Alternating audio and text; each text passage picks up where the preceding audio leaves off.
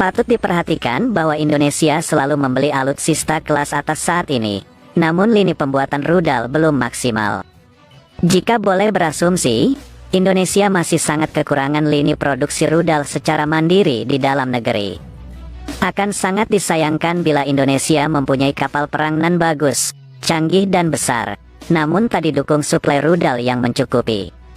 Apalagi Indonesia masih sangat bergantung akan impor rudal dari luar negeri. Hal ini rawan di saat kena embargo, maka Indonesia tak punya rudal sebagai elemen utama penggebuk lawan di medan perang.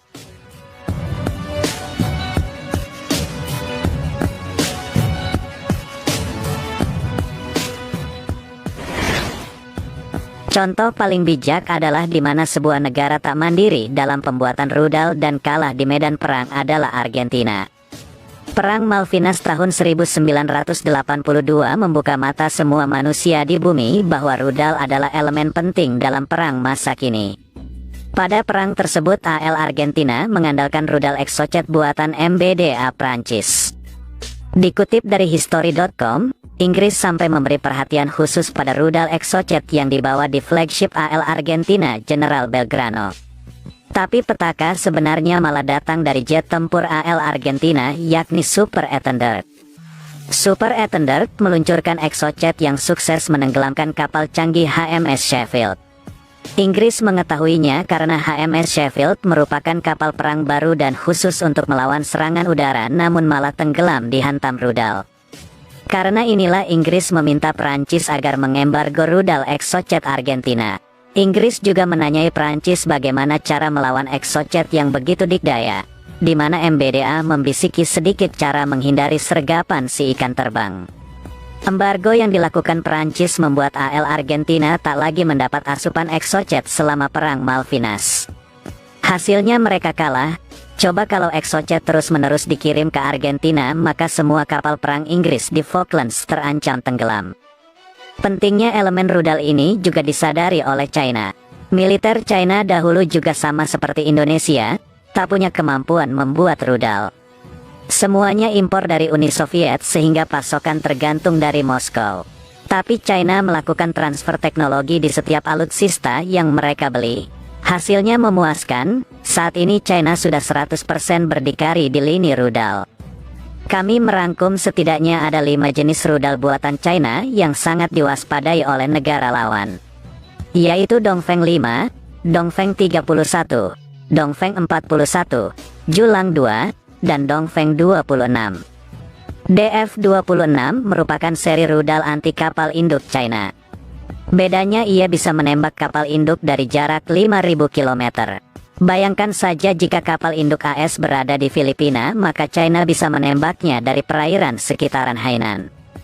Karena China begitu maju dalam lini rudal, tak salah bagi Indonesia mempelajarinya dengan berguru ke Beijing. Dikutip dari news.kiki.com, pada tanggal 25 Februari tahun 2014 Indonesia berharap dapat mengimpor 40 rudal C-705 dari China disertai alih teknologi. Sebanyak 2 uji peluncuran dilakukan, semuanya tepat sasaran. Kami berharap dapat mengimpor 40 C-705 untuk kemudian dirakit dan diproduksi di Indonesia.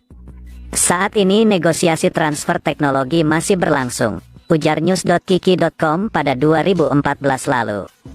Indonesia ingin mengkopi paste C-705 sebagai dasar acuan pembuatan rudal nasional.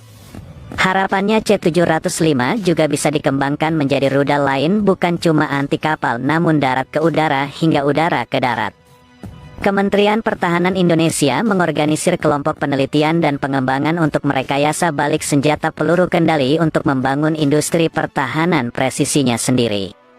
Target rekayasa balik pertama yang mereka temukan tampaknya adalah rudal anti kapal C-705.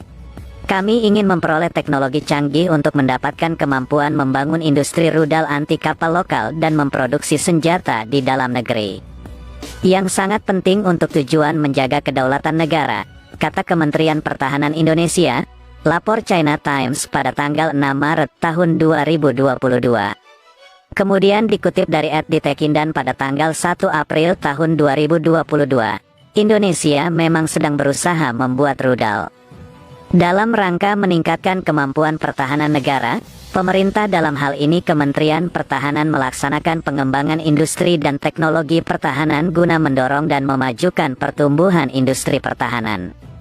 Program Reverse Engineering Sistem Rudal TA 2022 merupakan program Binpotekindan yang diinisiasi oleh Konsorsium Industri Pertahanan, yaitu PT Dirgantara Indonesia, PT Pindad, PT Dahana, PT Land Industri, PT Aerotera Indonesia, dan PT Mulatama.